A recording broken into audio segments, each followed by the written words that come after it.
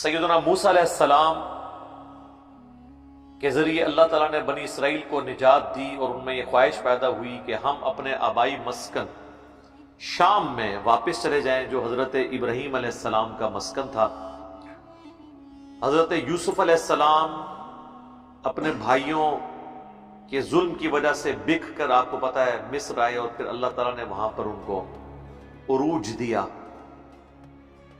اس کی وجہ سے پھر پوری بنی اسرائیل وہاں پہ شفٹ ہو گئی۔ حضرت یعقوب علیہ السلام بھی چلے گئے، لیکن پھر وقت گزرنے کے ساتھ وہاں پہ ایک نیشنل موومنٹ اٹھی، جنہوں نے اس چیز کے اوپر ادھر کے لوکلز کو جمع کیا کہ یہ آؤٹ سائیڈرز نے آ کے مصر کے اوپر اپنی حکومت قائم کر لی، اور وہ اس حد تک گئی کہ بنی اسرائیل کو انہوں نے غلام کر لیا اور وہاں کے وہ نیشنلسٹ حکومت میں آ گئے، اور آلموسٹ 300 سال تک وہ اس تکلیف سے گزرے۔ پھر موسیٰ علیہ السلام کو اللہ نے بھیجا، فرعون سے نجات دلائی، فرعون کو غرق کیا، اس کے بعد وہ شام کی طرف روانہ ہوئے۔ لیکن اللہ کی یہ سنت ہے کہ بغیر محنت کی کوئی چیز نہیں دیتا۔ اللہ تعالیٰ نے فرمایا کہ اب شام، اگر ملک شام میں جانا ہے، وہاں پر کافروں کی حکومت ہے، تمہیں تھوڑی سی ہمت دکھانی ہوگی، قتال کرنا ہوگا، اللہ تعالیٰ تمہیں فتح دے دے گا۔ لیکن وہی بات انہوں نے بزدلی دکھائی، اور اس پورے واقعے کو اللہ تعالیٰ نے یہاں پر بیان کیا ہے۔ یا قوم ادخلوا الارض المقدسۃ التی کتب اللہ لکم، اے میری قوم داخل ہو جاؤ اس برکت والی زمین میں جو اللہ نے تمہارے لیے مقرر کر دی ہے کہ وہ تمہیں مل کر رہے گی۔ اب اللہ کے وعدے پر تو اعتبار ہونا چاہیے تھا نا بنی اسرائیل کو۔ ولا ترتدوا علی ادبارکم فتنقلبوا خاسرین، دیکھو پیچھے ہٹتے ہوئے پیٹھ مت پھیرنا، ورنہ تم نقصان پانے والوں میں ہو جاؤ گے۔ اب یہ اللہ کا حکم ہے۔ ابھی تک تو وہ جنتی خوراکیں کھا رہے تھے بغیر محنت کے، یعنی آپ آج کے دور میں سمجھ لیں کہ اگر کوئی ہارڈر عام ہو جائے تو پھر آپ اسے کوئی محنت کا کہیں، پھر تو اس سے نہیں ہوگی۔ تو اب وہ سب کچھ حضرت موسیٰ علیہ السلام پہ ڈال رہے تھے، حالانکہ موسیٰ علیہ السلام نے کہا کہ خسارہ پانے والوں میں ہو جاؤ گے، یہ اللہ کا حکم ہے۔ قالوا یا موسیٰ ان فیہا قوما جبارین، وہ کہنے لگے اے موسیٰ وہاں تو بڑی زبردست قوم آباد ہے، ان سے کون لڑ سکتا ہے۔ دعویٰ اللہ پہ ایمان رکھنے کا، پیغمبروں کے ماننے کا، اور ڈرنا کافروں سے، بت پرستوں سے، مشرکین سے، یہ ایک مسلمان کا ایٹیچیوڈ نہیں ہوتا۔ تو ظاہر ہے جب اس طرح کا ایٹیچیوڈ آپ شو کریں گے، پھر اللہ کے غضب کا کوڑا بھی برسے گا۔ وَإِنَّا لَن نَدْخُلَهَا، اور ہم ہرگز وہاں داخل نہیں ہوں گے اے موسیٰ، حَتَّى يَخْرُجُوا مِنْهَا، یہاں تک کہ وہ نہ نکل جائیں اپنا علاقہ چھوڑ کے۔ بھئی ان کو کیا تکلیف ہے کہ اپنا علاقہ چھوڑ کے نکل جائیں، تو ہم لوگ کہنا آ جاؤ جناب تھے، وہ کیوں نکلیں؟ نکالنا پڑے گا۔ فَإِن يَخْرُجُوا مِنْهَا، اگر وہ نکل جائیں وہاں سے خود بخود، فَإِنَّا دَاخِلُونَ، تو ہم بھی وہاں پہ داخل ہو جائیں گے، یعنی میٹھی بنائی کھیر مل جائے گی تو ہم کھانے کے لیے تیار ہیں۔ قَالَ رَجُلَانِ مِنَ الَّذِينَ يَخَافُونَ، دو ایسے مرد تھے پوری 6 لاکھ کی امت میں، 6 لاکھ کے اصحاب میں 2 بندے ایسے نکلے جو واقعی جسے کہتے ہیں نا کہ مرد ایٹیچیوڈ کے اعتبار سے، ویسے تو سارے مرد ہی تھے لیکن ایٹیچیوڈ کے اعتبار سے انہوں نے بزدلی دکھائی۔ قال رجلان من الذین یخافون انعم اللہ علیہما، وہ ایسے مرد جن پہ اللہ نے انعام کیا تھا، یعنی یہ اللہ کا خاص انعام ہے کسی کو دولت ایمان ایسی ملے کہ وہ اپنی جان آفریں یعنی اللہ کو سونپنے کے لیے تیار ہو جائے۔ انہوں نے کہا ادخلوا علیہم الباب، داخل ہو جاؤ اس شہر کے دروازے سے۔ فَإِذَا دَخَلْتُمُوهُ، جب تم داخل ہوگے، فَإِنَّكُمْ غَالِبُونَ، تو بے شک تم ہی غالب آؤ گے، کیونکہ پیغمبر کا وعدہ ہے۔ تھوڑی سی ہمت تو دکھاؤ نا، بزدلی تو نہ دکھاؤ، اللہ کی مدد آ جائے گی۔ اصحاب بدر اگر نبی علیہ السلام کے ساتھ ہمت نہ دکھاتے تو فتح تو نہیں آنی تھی۔ ویسے آن گراؤنڈ تو کوئی مقابلہ ہی نہیں تھا، 1000 کا لشکر، دوسری طرف 313 کا، اور وہ بھی کیجول نکلا ہوا، لڑائی کی نیت سے نہیں نکلا تھا، وہ تو ابو سفیان کے قافلے کو لوٹنے کے لیے نکلا تھا۔ جس کے ہاتھ ڈنڈا تھا وہ ڈنڈا لے کے نکلا، اسی لیے نہ تلواریں بھی بہت کم تھیں اور ساز و سامان نہیں تھا، وہ غربت کی وجہ سے نہیں تھا، وہ نکلے ہی نہیں تھے اس نیت سے، لیکن اللہ تعالیٰ فرماتا ہے ہم اسے یوم الفرقان بنانا چاہتے تھے سورۃ الانفال میں، چونکہ ابو جہل نے کہا تھا یہ حق اور باطل کی فیصلے کا دن ہے، ہار یا جیت کا، یوم الفرقان ہے، تو اللہ نے کہا اچھا یوم الفرقان ہے، پھر ہم ثابت کر دیتے ہیں یہ واقعی یوم الفرقان ہے، جو حق پہ ہوگا اللہ تعالیٰ اس کے ساتھ ہوگا۔ اچھا وہ بھی دعویٰ کر رہے تھے کہ اللہ ہمارے ساتھ ہے، اللہ کو تو وہ بھی مانتے تھے، وہ چھوٹے چھوٹے آلہہ انہوں نے کلیم کیے ہوئے تھے ساتھ۔ تو اب یہ جو اہل ایمان جو دو پکے تھے یہ کون سے تھے؟ حضرت ہارون علیہ السلام جو حضرت موسیٰ کے بھائی بھی تھے اور پیغمبر بھی، اور دوسرے یوشع ابن نون جو حضرت موسیٰ کے پھر خلیفہ اول بھی بنے اور پیغمبر بھی بعد میں بنے، کیونکہ حضرت ہارون علیہ السلام حضرت موسیٰ کی زندگی میں فوت ہو گئے تھے، تو حضرت موسیٰ کے خلیفہ اور پیغمبر حضرت یوشع ابن نون، جوشوا انگلش میں کہتے ہیں، بخاری مسلم میں حدیث ہے کہ بنی اسرائیل کی جو حکومت ہے وہ ان کے پیغمبروں کے ہاتھ میں ہوا کرتی تھی، تو ایک پیغمبر فوت ہونے سے پہلے اپنا خلیفہ دوسرے پیغمبر کو بنا کے جاتا تھا، اور آلموسٹ 1400 سال تک ان کی چین ٹوٹی نہیں ہے، ایک پیغمبر فوت ہوتا تھا، فوت ہونے سے پہلے نیکسٹ کو وہ، اس لیے پیغمبروں کے اعتبار سے کوئی ان میں اختلاف نہیں آتا تھا، لیڈر ایک ہی ہوتا تھا۔ تو وہ دو اہل ایمان کامل الایمان انہوں نے کہا کہ داخل ہو جاؤ تم ہی غالب ہوگے، 6 لاکھ میں 2 بندے نکلے جی، کامل الایمان لوگ تھوڑے ہی ہوتے ہیں ہمیشہ سچائی کے لیے کھڑے ہونے والے۔ وَعَلَى اللَّهِ فَتَوَكَّلُوا إِن كُنتُم مُؤْمِنِينَ، اور اللہ ہی پر بھروسہ کرو اگر تم ایمان والے ہو۔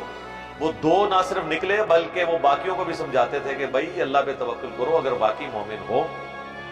قالوا یا موسیٰ، وہ کہنے لگے اے موسیٰ، انا لن ندخلها، ہم ہرگز اس میں داخل نہیں ہوں گے، شام میں یروشلم میں، ابدم قیامت تک، ما داموا فیہا فاذهب انت وربک فقاتلا، تو اور تیرا رب جائے اور تم دونوں جا کے وہاں پہ لڑائی کرو، ہم تو قیامت تک یہاں داخل نہیں ہوں گے، انا ہاہنا قاعدون، ہم تو یہی بیٹھے ہوئے ہیں جی، اسی نہیں جانا ہوں، جو کچھ کرنا ہے تسی کرو، پکی پکائی کھیر ساڑھے سامنے رکھتے ہو۔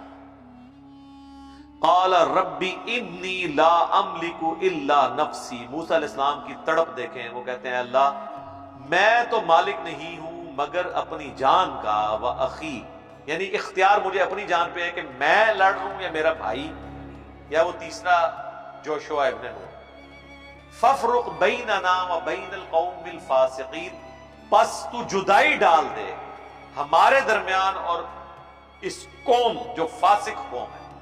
یہ حضرت موسیٰ علیہ السلام نے فاسق کسے کہا ہے؟ اپنے صحابہ کو، ان کی امت تو نہیں تھے، وہ صحابہ تھے 6 لاکھ، کوئی گستاخی نہیں ہوئی، اور ساروں کو کہا سوائے اپنے بھائی کے اور وہ ایک اس کے، 6 لاکھ کے 6 لاکھ کو فاسق کہا۔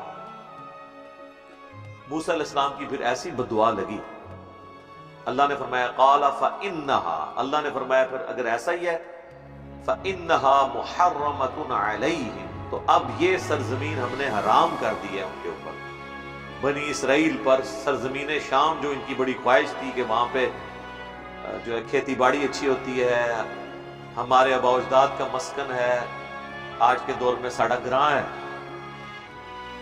اے ان گراں نیجے انہوں لبدا 40 سنہ، 40 سال تک، یتیہون فی الارض، یہ اسی طریقے سے بھٹکتے رہیں گے اس صحرائے سینا کے اندر، فلا تأس علی القوم الفاسقین، تو موسیٰ اب دیکھنا آپ نے بھی اپنا وضو پکا رکھنا ہے، آپ نے ان کے اوپر افسوس نہیں کرنا، یہ نہ ہو کچھ عرصے بعد آپ کو ترس آ جائے کہ یا اللہ 10 سال پی کٹ بیٹھے نے میرے کہنے تو باقی 30 سال معاف کر دیں، میں نے اب فیصلہ کر لیا کہ 40 سال یہ یہاں پہ تکلیف کاٹیں گے یہ اس سرزمین میں۔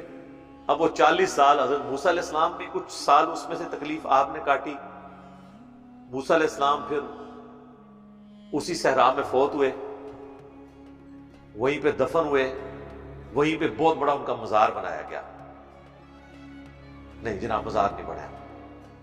وہ حضرت موسیٰ کی قبر سرخ ٹیلے کے پاس شب معراج نبی علیہ السلام نے دیکھی تھی ویرانے میں, مزار نہیں قبر دیکھی تھی. آپ فرمایا اگر میں گزروں تو میں نشاندہی کر سکتا ہوں, کوئی مزار نہیں بنا ہوا. 6 لاکھ صحابہ نے مزار نہیں بنایا, مزار کا کام ہوتا ہی نہیں سی. حضرت موسیٰ علیہ السلام فوت ہو گئے, ان سے پہلے ان کے بھائی ہارون فوت ہوئے. حضرت موسیٰ علیہ السلام فوت ہونے سے پہلے اپنے جو صحابی تھے یوشع ابن نون, ان کو اللہ تعالیٰ نے پیغمبر بنا دیا. اللہ کے علم میں تو پہلے ہی ہوں گے, لیکن بعد میں ان کو پوسٹ پہ فائز کیا, ان کے حوالے کیا بنی اسرائیل کو. 40 سال جیڑی پی سی ہوتے پوری کٹی پھر قوم نے, کیونکہ اللہ نے جو سزا رکھی تھی وہ تو انہوں نے کاٹنی تھی, سیدھی سی بات ہے, وہ تو کام نہیں ہوئی. لیکن اس سزا کا فائدہ یہ ہوا کہ ان 40 سالوں میں جو وہاں پہ نئی نسل پیدا ہوئی وہ پھر نسل ویسی نہیں تھی. آپ کو پتا ہے بوڑھے بوڑھے لوگ بزدل بہت ہوتے ہیں, ینگ جنریشن جو ہے اس کے اندر جذبہ ہوتا ہے. قرآن میں بھی آیا نا کہ حضرت موسیٰ علیہ السلام پہ بھی چند نوجوان تھے جو بڑھ چڑھ کے ایمان لے کر آئے, کیونکہ وہ عمر ایسی ہوتی ہے کہ اس میں انسان جو ہے نا وہ نفع نقصان کو بہت کم دیکھتا ہے. جو بات اپیل کرتی ہے نا جڑ جاتا ہے اس کے ساتھ. یہی وجہ ہے کہ ہمارے محبوب صلی اللہ علیہ وآلہ وسلم کے بھی 90% سے زیادہ صحابہ جو ہیں وہ below 20 years کے تھے. 20 سال سے کم عمریں تھیں ان کی جو آپ کے ساتھ اٹیچ تھے, اور کئی تو ایسے ہیں جو حضور کی وفات کے وقت بھی 20 سال کے پورے نہیں تھے. حضرت ابن عباس کی عمر 13 سال تھی جب حضور فوت ہوئے, عبداللہ ابن عمر 18 سال, حضرت ابو ہریرہ 22 سال, مولا علی 34 سال کے تھے جب نبی علیہ السلام فوت ہوئے. بڑی عمر کے تو بڑے تھوڑے لوگ تھے, سب چھوٹے چھوٹے. معاذ ابن جبل 28 سال کی عمر میں طاعون کے مرض میں جنگ یرموک کے بعد فوت ہوئے شام میں. جنگ یرموک کے بعد جب فوت ہوئے تو 28 سال کے تھے اس وقت معاذ ابن جبل. تو حضور کی زندگی میں کتنے سال کے ہوں گے جب آپ فوت ہوئے؟ 22-23 سال کے. 22-23 سال کیا عمر ہوتی ہے, نوجوان تھے. اب یہاں پہ جو ینگ جنریشن تھی نا, انہوں نے کہا ساڑھے بزرگوں نے جڑی غلطی کی تھی اسی نہ کریے, اسی ذرا علمی کتابی ہو گئی ہے, ٹھیک ہے, ہم مان لیں, اللہ کی مان کے چلیں. تو پھر اللہ تبارک و تعالیٰ نے ان کے لیے معاملات آسان کیے. تو جوشوا حضرت یوشع ابن نون کی سرکردگی میں بیت المقدس فتح کیا انہوں نے. پہلے وہ جیریکو سٹی فتح ہوا, پھر اس طریقے سے باقی فتوحات ان کی ہوئی, اور وہاں پہ شام بنی اسرائیل واپس آ گئے. تو یہاں پر اللہ تعالیٰ نے اس ایک بنی اسرائیل کی ہسٹری میں ایک بڑے جو ایک ٹرننگ پوائنٹ تھا اس کا ذکر کیا.